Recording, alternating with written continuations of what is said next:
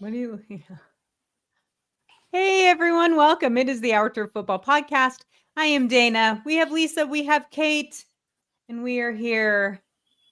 I can't believe we're wrapping up this season, but we are wrapping up this season. I don't know what Kate keeps showing me. What are you showing me? So I can't do the show on my laptop anymore because it's a work laptop, and they have decided that StreamYard is now a banned website. So I'm like, oh, I'll get out my tablet. I haven't used my tablet in forever. Apparently, the batteries have exploded. Oh no! I've never seen such a thing in my life. My husband Googled it. He's like, they either got hot or they got wet or they got overcharged. I'm like, it's been in my room for 6 months. I haven't. So now my tablet's dead. So I'm on my phone. That's okay. It's little Kate. We're glad that you're here at all, Kate. So we appreciate you coming in for sure. Let me try and move everybody around so we can be a little more settled. There we go. I know. I was just like what's? I guess that's best. I was trying to make Kate bigger. I was trying to make her bigger. You can't because I'm on my phone. Yeah. So anyway. And my phone does it like I turn sideways. Oh, how's that?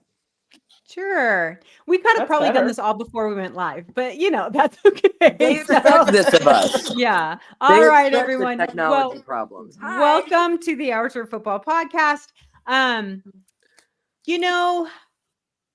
A lot of things. Before we get started, though, let's go ahead and thank Donkey's Place Cheesesteaks. They are our regular season and postseason sponsor. We love them 4 years now. We appreciate all they do for us and sponsoring our show for like 4 years now.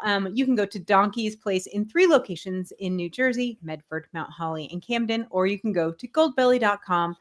You can look up Donkey's Place Cheesesteaks and they will mail them directly to your home. All right. So, oh my gosh, it's old school Seahawks. I can't believe you came over here. I love it, you guys. That's Seahawks royalty right there. He comes to all the Hawk blogger shows. Oh, I'm so glad you're here, OSS. Thank you so much for coming. And hi, stop it. Hi, Sue. How are you? Look, we have all of our regulars. Kristen is here. Big Red is here. Hello, everyone. We're so glad that you're here with us. If you guys are watching over on YouTube or the site formerly known as Twitter, as I like to call it, because I'm still going to call it Twitter. Please come over to the YouTube channel. If you're from Facebook or Twitter, join our chat. And because we want to get your thoughts and opinions, especially on this Super Bowl game. So we're here to really just kind of break down this game a little bit, give you our thoughts on it. I've already warned Lisa she can't just say it was boring. She has boring than that because she was irritated about how boring it was. But let's go ahead and get started. So obviously, let's admit this game was not. Oh, Kate, you're killing me. What? All she doesn't want to hold the phone like this all I guess her poor arm will be like, oh. This was not the game. I'm gonna, ladies, before we get started, did you watch the game on Sunday, Lisa? Yes. Did you watch the whole game, Lisa? No. Tell us about it. Well, what for me was it was funny. By the 4th or 5th play in the series of the game, you could already just see it. And what I mean by that was I heard a great analysis of the game on Undisputed the next day, because what they were saying was exactly the way I was feeling. And there's that old saying, come the victor, come the spoilers, because it literally looked like the Chiefs were sitting at the big fat dinner table and had eaten the supper and were full, and here comes the little skinny starving kid off the street, hungry, chowing, and that was perfect for me, because that's what it felt like. It just felt like, the couple weeks before, I heard the Chiefs players were released from a practice because they had to do a cameo in a movie. So to me, it's like, come the victors, come the sport. Yeah, like they said, talking about Patrick in the commercials, and even Andy Reid in the commercials, and they were talking about it. And the other one I heard which was spot on because it's old school. So was the Rocky movie with Rocky 3 with Clubber Lang, where Rocky was the champ. He was doing this, taking autographs, not taking it seriously because he just figured he was going to win, and Clubber Lang was just hungry, thirsty, was going to get it. Mhm. And that was perfect. That's the way I felt with this game. It just seemed like the Interesting. Chiefs were like, we're going to win. And Yeah. the Eagles just pounded them. Yeah. You could see it. They wanted it. They were hungry. They were nasty. Mhm. It was crazy. Right. Kristen thinks that's a perfect analogy. It's so true. Kate, what about you? What I know, again, I think a lot of people have been kind of all over the Chiefs about the game. I hadn't heard this stuff before, so I can't wait to look into that a little bit. But what did you think? Kind of just your overall thought of the game. We're going to break it down individually a little deeper, obviously, guys. But what was your just kind of overall impression? Shocked. Okay. I knew Philadelphia had a good defense, but I don't know that they played this well the entire season, the way they played in that game. Mm-hmm. I don't even know that Jalen Hurts wasn't one of the people in like the MVP conversation. Right. It was actually two guys, Lamar and Josh is who everyone was talking about. I don't know that we, in general, gave the Eagles enough credit, because there's a little bit of that, and then there's a little bit of the Chiefs are just going to do what the Chiefs do, and they're going to win, and they're going to just show up. And, we've seen prior seasons where they struggle through the regular season and then turn on that gear in the playoffs. Mm-hmm. So first quarter, I'm like, wow, Philly came to play. Here comes the comeback. And then it didn't happen. And then at halftime, the Chiefs have more turnovers than first downs. And I'm like, wow, there's still the second half. We saw what Brady did to the Falcons, right? 28-3 comeback. So it wasn't until the fourth quarter that I really believed Philly was going to do it. The one thing that the biggest impression that I came away with is when the camera is panning the Chiefs players on the bench and on the sidelines, they all look stunned. They look upset. They look devastated. And Pat Mahomes looked like he couldn't care. I didn't see one shot of him as upset as I saw of some of those linemen and some of Travis Kelce, some of those other players who seemed to be rocked. And I got a little aggravated with Mr. Tom Brady, not going to lie, as he's talking about how the most devastating thing is to wake up on Monday morning after you've lost the Super Bowl. And I'm like, clearly you have not survived an 0-16 season. Because Sonia and I will tell you there are worse things than losing the Super Bowl. Right. But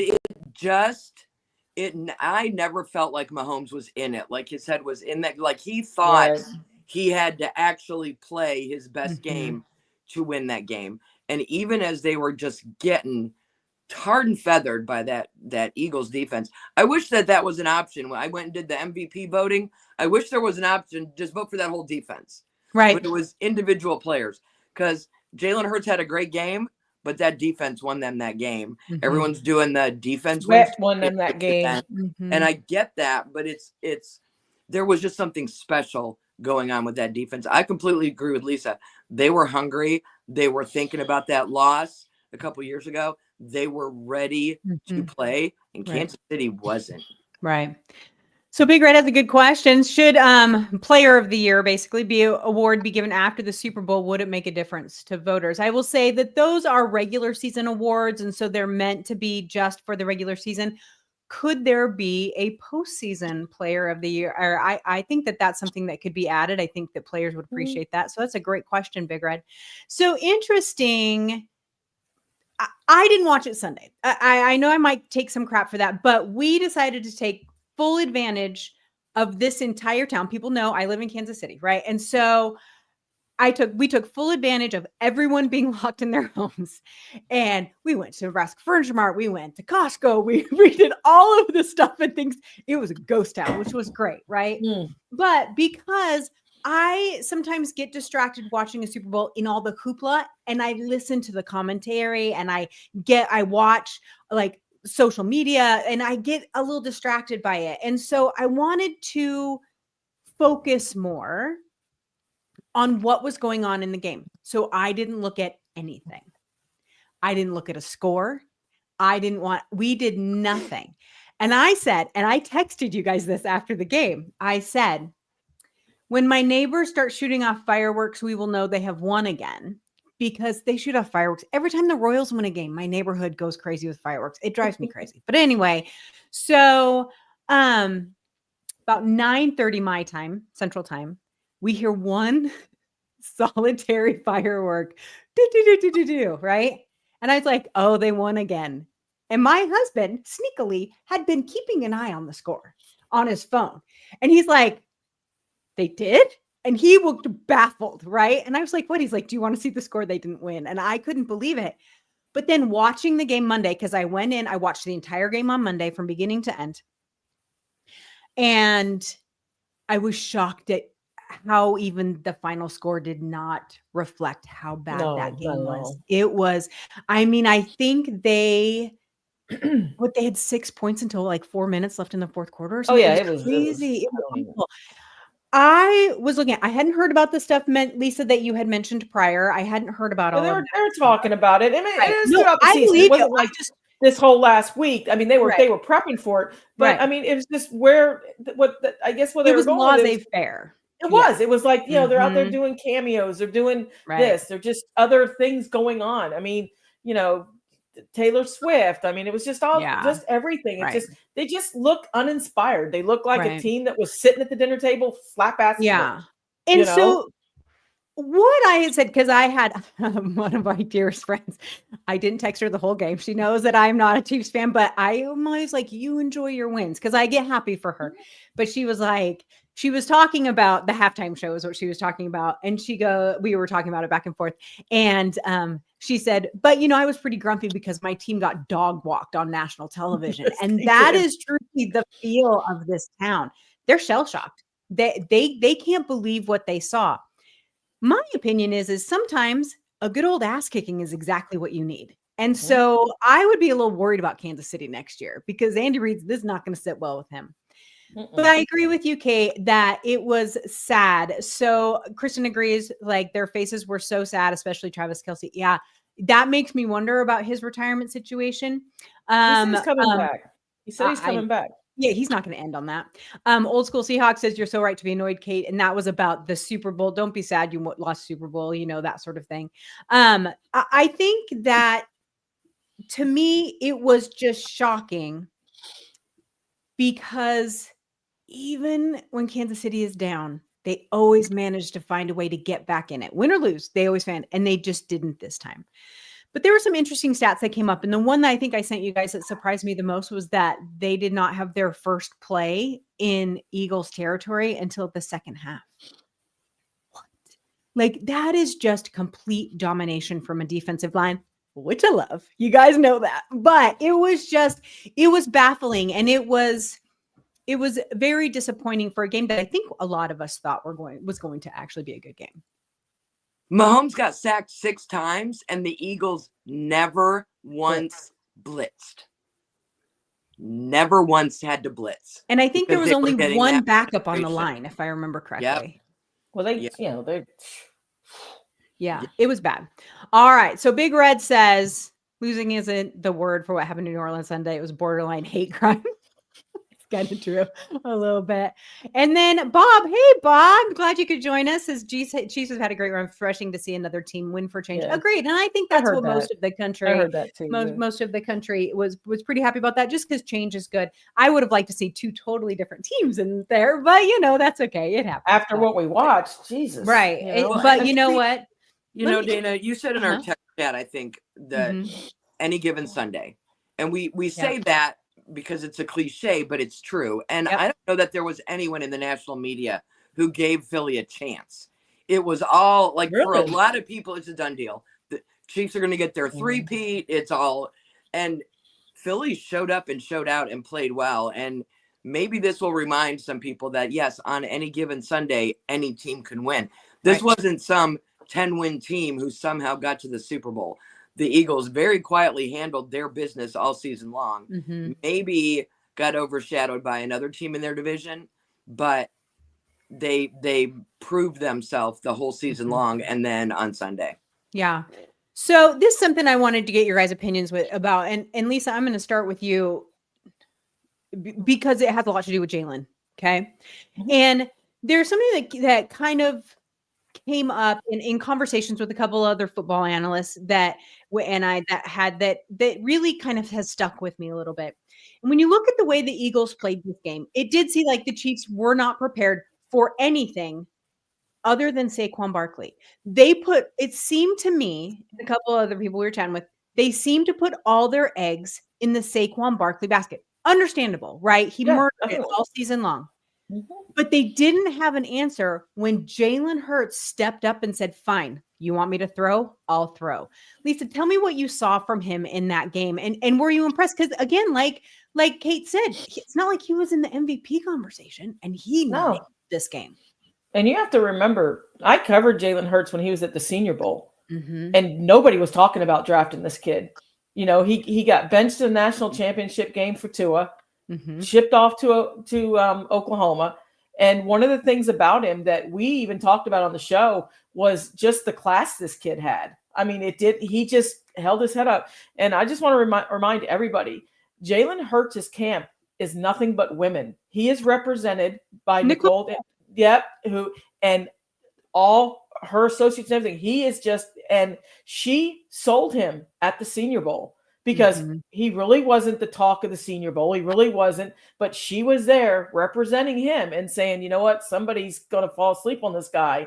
And, you know, one thing about Jalen Hurts, and this is the way I feel about him as somebody who watches a lot of quarterback play, when he is off, he's off. He's having a bad day. He's having a bad day. But when this kid's hot and he's on, he's almost unstoppable. And that's what I'll tell you about Jalen Hurts. He can have a crap game, which he did, I think, the third game from the end where he just wasn't throwing the ball well. He just wasn't, you know, but then look at the Commanders. He was on fire. Yeah. And that is the exact same Jalen Hurts we saw in this game. Big Red posted in comments, I almost had forgotten Jalen had wheels.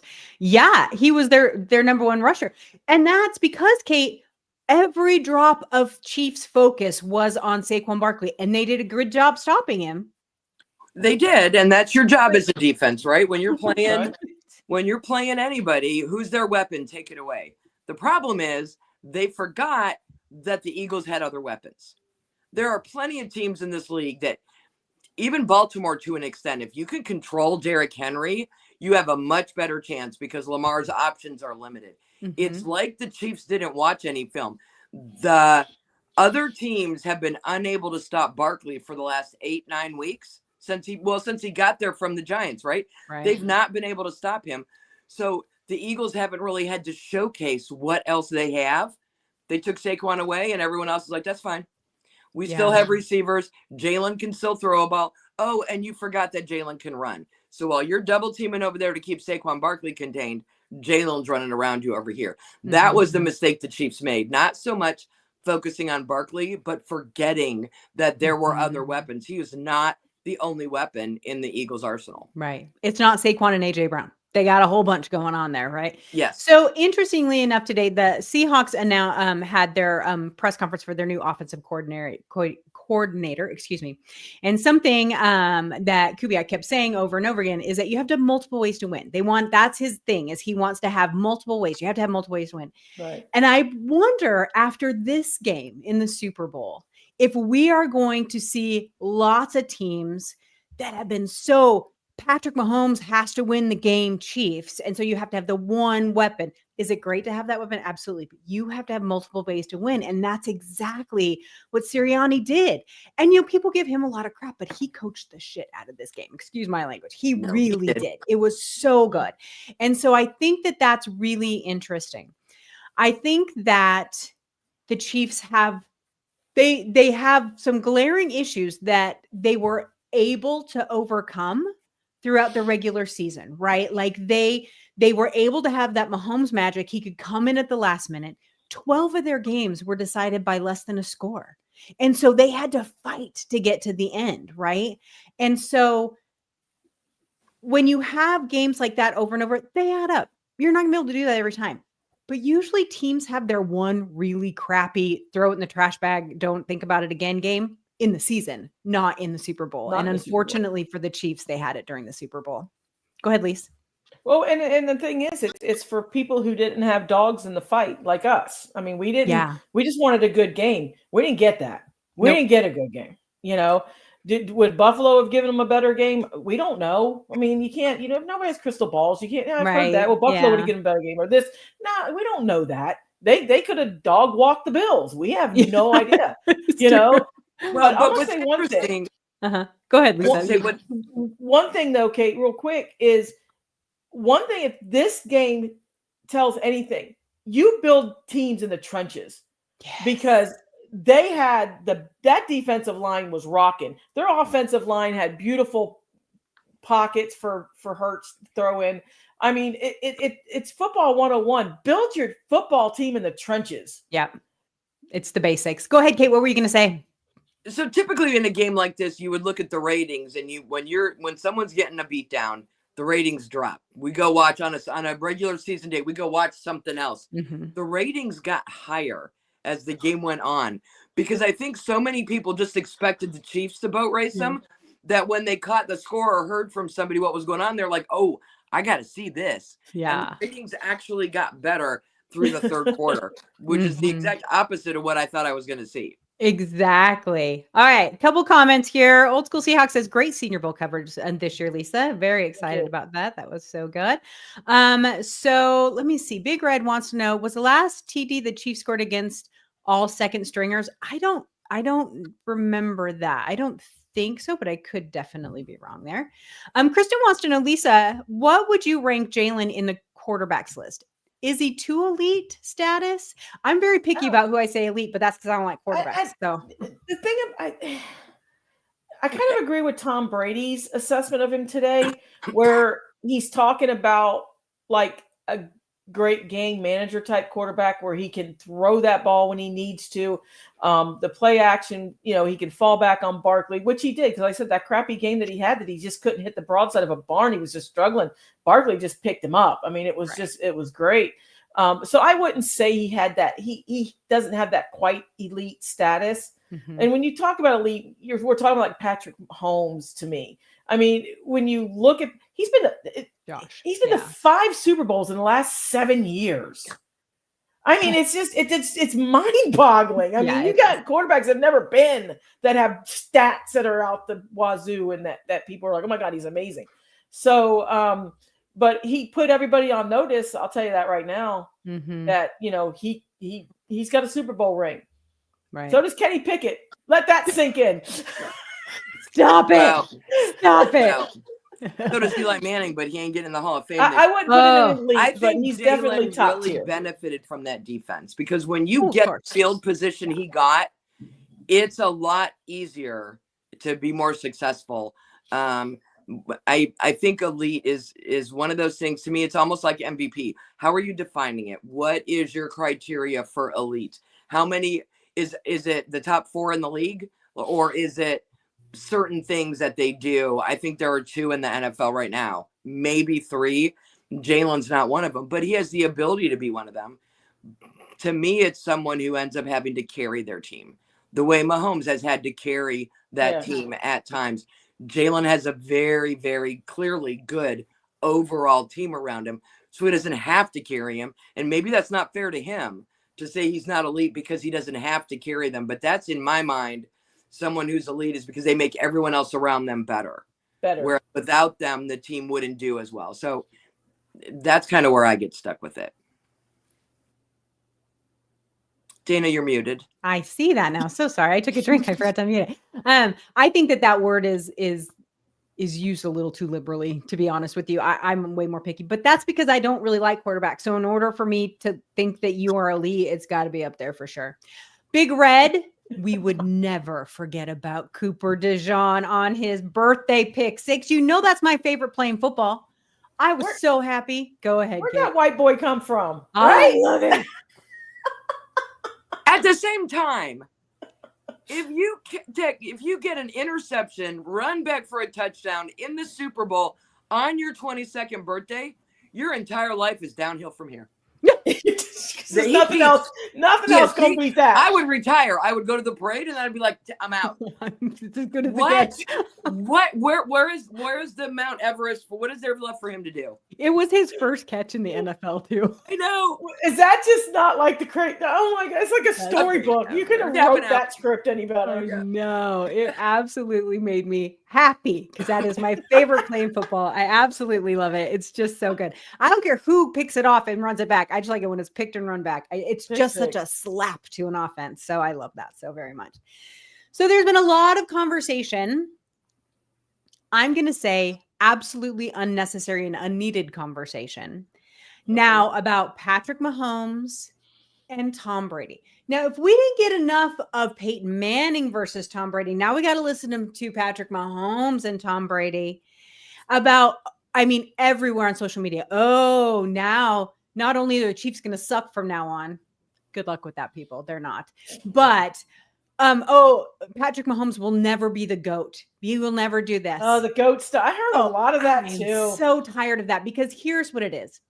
If you want to take Patrick Mahomes versus Tom Brady, Patrick Mahomes needs to play till he's 40, and then we'll have the conversation.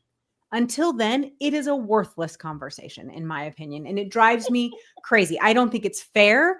I don't think that the NFL is played even the same way anymore. That's like kind of talking about like the Steelers defenses versus, I don't know, Legion of Boom or whoever, any of those. They're two totally different games at this point.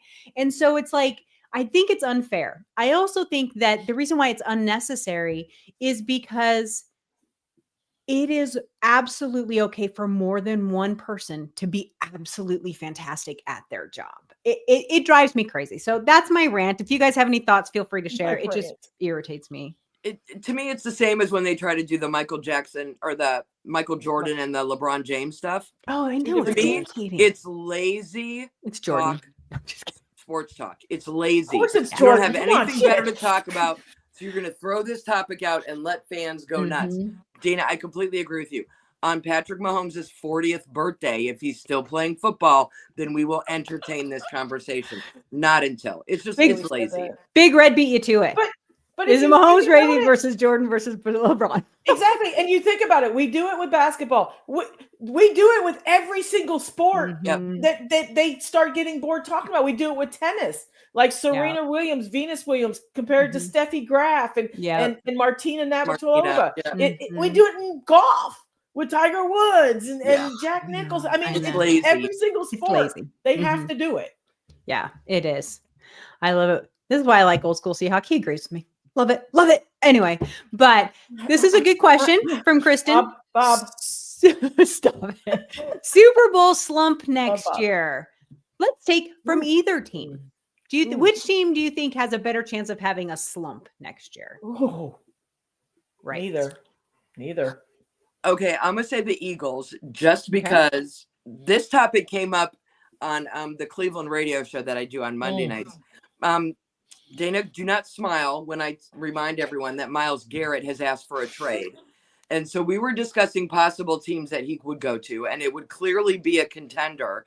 And Rachel brought up the Eagles. And I said they were very hungry this year. They were very motivated this year. This was a very emotionally taxing season for them. I would be surprised if they are in the Super Bowl next year. I don't see them repeating. They may not win their division. The Commanders learned an awful lot of lessons this year. I do not see the Eagles going for the repeat. I do not see Myles going there. I see Myles going to Detroit or Buffalo, but that's just me because we've already traded players to both those teams.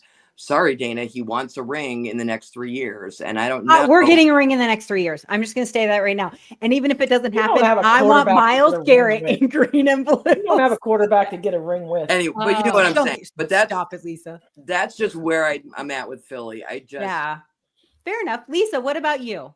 I think the same thing. I kind of think, but the thing with the Eagles is they always seem to retool. They always seem to make the right moves.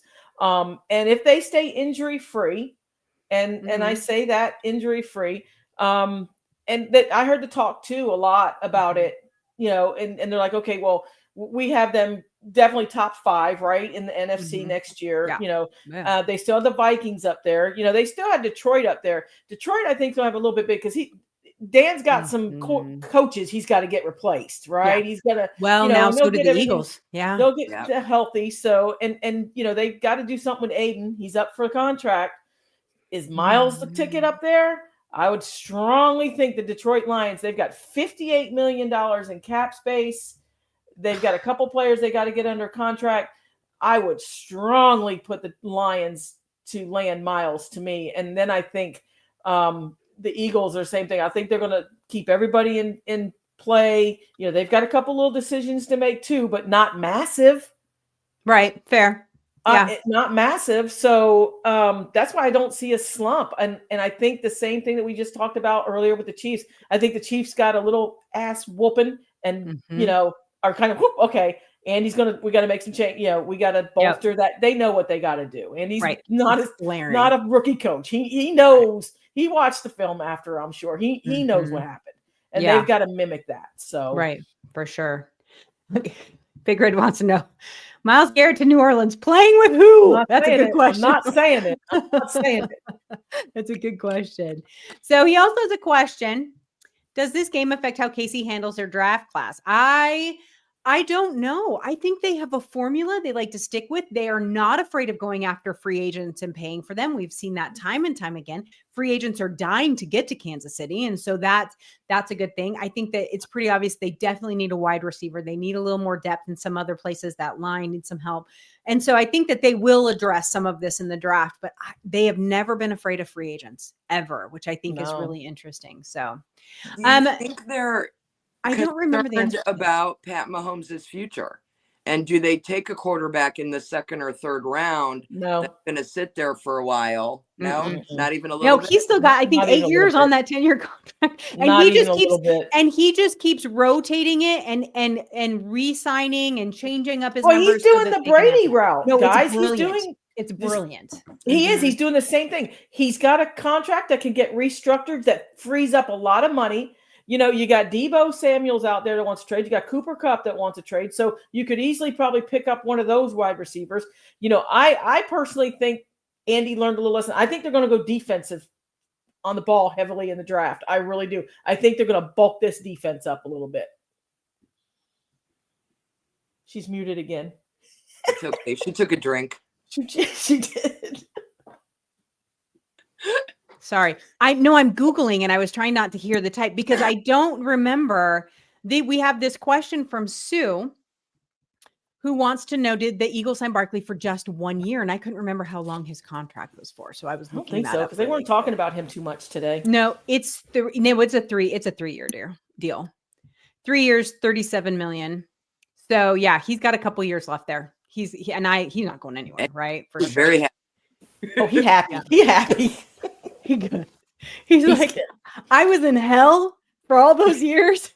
So now I'm good to go for sure. All right. Now Old School Seahawks wants to know if they'll pay Trey Smith. I don't know. I think so. Personally, that's me. I think so. Yeah. I think they're going to try to keep everybody they can. Yeah. I think they should. I don't know if they will. Yeah. The interesting thing, let me say this about the Eagles. He said today I listened to Sirius XM NFL radio on the way to and from work. And they were talking today about the Eagles, their constant turnover of coordinators because they constantly are picked for head coaches, right? And now Kellen Moore has gone to the Saints, like all of these things, that constant turnover. And yet they still managed to make it to the Super Bowl. That to me is a huge credit to Sirianni, who people like to dink on a lot.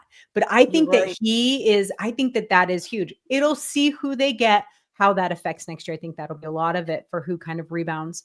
The other one is Kansas City. I think what you guys said is exactly right. Kansas City's gonna be fine. You guys, they're fine. Yeah, people want to play there. They want to play here, I should say. They want to play here. They want to come here. They know that they have a better chance of getting a ring with Patrick Mahomes than just about any other quarterback in the league right now. So unless they tank for something, for some reason, unless there's an injury, I think that, to be honest with you, you're going to see both these teams back in the playoffs next year for sure. Super Bowls, you guys know how I feel about the playoffs. It's 50% talent, 50% luck. And most of that is injury luck, who you have left on your team. So we'll see how that goes for that. So anyway, all right, you guys. So looking at next year already. Yay. The Eagles are then, have the best odds to win the Super Bowl again next year, as the winner does every year. Right behind them, the Chiefs. Right behind them, Detroit. Right behind them, Washington. So there's nothing new. Ravens. We gotta see how this is all gonna kind of. Where are my Browns at? Oh, 32. I got to go to Vegas, put some money on them. Poor thing. So, all right, you guys. Well, that's our wrap up for the Super Bowl this year. However, before you guys leave us, I want to remind everyone. Yes. Oh, this is a good question before we go. Sorry. Oh. Was Andy Reid leaving Philly the best thing for the Eagles? No. You Do you don't think remember so? the purgatory there for a couple of days? Yeah, they No, were. but it was the not good best thing for a for the while. Chiefs. But Yeah, you it know was- what? Off of that question, a lot of Steeler fans, even though they make the playoffs every year, they think the same thing. They're like, They're ready I for think Tomlin to go. they do. Mhm. They Mhm. want to change, and I'll take him. I'll go to the playoffs every year. I'm good. I'll take hipster homebrewer as an OC. Can we do Yeah. that? Or DC, whatever. DC, whatever. I just want him on my He team. can be your offensive coordinator helper. That's There what he you go. was when he came to us. He was a helper. He wasn't even an offensive coordinator. Love it. And it's going to be interesting watching the Saints. Saints are going to struggle a little bit. And what's weird with Kellen Moore was I heard a great story about him today, where the Eagles and Nick Sirianni actually helped him become the coordinator he is, because he struggled Yeah. in some of the other roles he had. He Yeah. was a throwing OC until they taught him how to run the ball. That's awesome. And then when he started running the ball, they started winning. It's going to be, I love, career. We'll have to take one of the off-season shows and talk about career arcs of some of these head coaches now and how they have done well and stumbled and come back. It's really fascinating if you're into that sort of thing. So anyway, all right. So normally this would be it. And we would take our break until we would come back for a combine show, post-combine. And then we take a break again until free agency. And then we take a break again, but not this time. All right. So next week we will be back. Not Tuesday. I know we normally do our Tuesdays, but we're going to do Wednesday because it was the only day that fit into his schedule. And our good friend Emery Hunt from CBS Sports is going to join us. Now, if you guys don't know who he is, go follow him on every social media you can.